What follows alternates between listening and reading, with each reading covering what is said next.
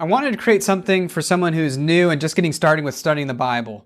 Why? Because I remember what it was like for me not knowing what to do, and everybody must start somewhere. With that in mind, these are all the things that I wish someone would have told me in the beginning. Now, I know that there will be a lot of people that probably disagree with this video, and that's okay. I am just a man, and the Bible is very clear that our faith should not be in men, but in Christ, the Word of God. So with that said, here are 9 things that you should know when it comes to studying the Holy Bible according to 2 Timothy 2:15 by rightly dividing the word of truth.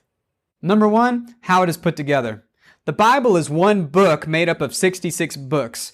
53 of those books deal with earth and God's people chosen for it, the nation, the house of Israel.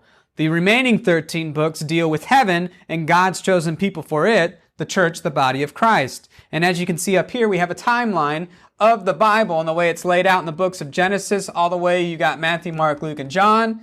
You see the cross at Calvary. You've got the Acts of the Apostles, everything happening after Christ's earthly ministry. Then you've got those 13 books written by the Apostle Paul, the Apostle of the Gentiles, the nations, and the remaining books of Hebrews through Revelation. Number 2, not all Bibles say the same thing.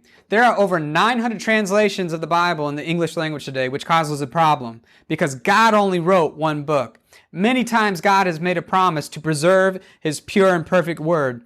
I don't have time to dive into this topic as this is just the tip of the iceberg. If you want the true words of God, you're going to have to get yourself an authorized King James Bible. Number 3, consider the context. The Bible means exactly what it says, where it says it, to whom it says it to. In other words, believe what you read, where you read it. You just need to be aware of where you're at in the scriptures. So questions to ask yourself would be, what truth has been revealed up until this point? The who, what, and whom. In other words, who is speaking, what's being said, and to whom are they speaking to?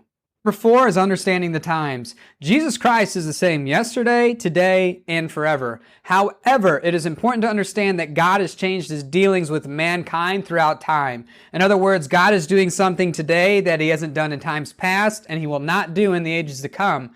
For example, God is not wiping out the nations before Israel as He has done in times past, but is dispensing His grace through the gospel of Christ for the obedience of faith to all nations and addressing them in the books of Romans through Philemon. Number 5, things that are different are not the same.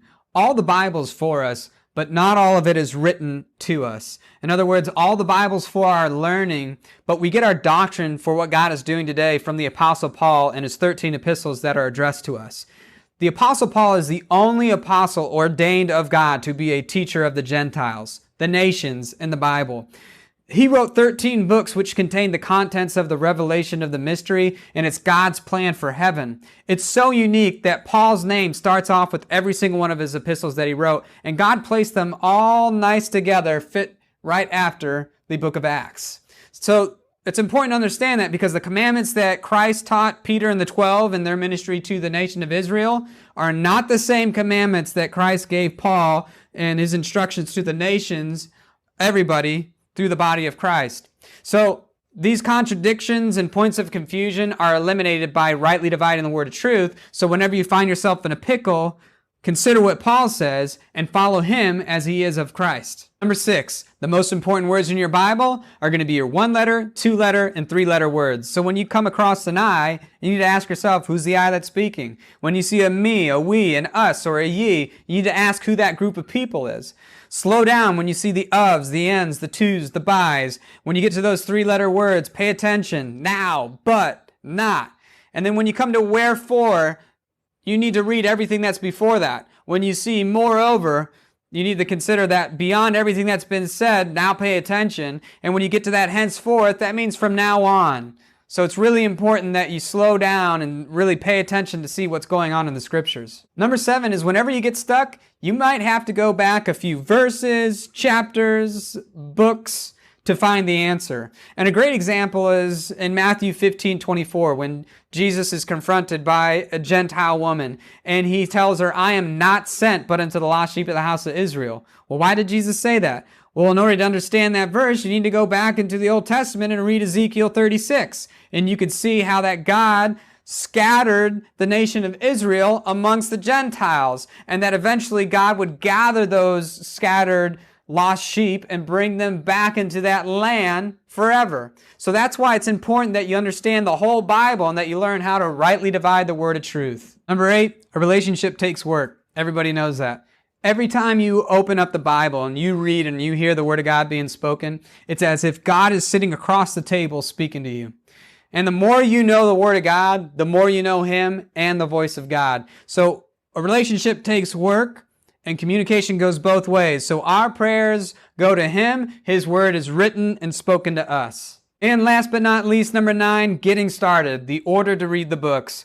I'm a big fan of reading the entire book to have an overall big picture of what's going on and then going back and studying more in depth to have a greater understanding. So with that said, I would start by studying the 13 books of Romans through Philemon that are being written and addressed to you so that you can understand the doctrine of grace age living. And then I would go back and read the rest of the New Testament and the Old Testament to have and learn a full understanding of God's Word. And a bonus that I'd say is I'm a big fan of word studies. So if you want to find an app that is the King James Bible and look up the word grace or law or sin and look at what every single verse in the Bible has to say with that word, sometimes the greatest teacher of God's Word is the Word of God itself. In fact, I think that's the best teacher.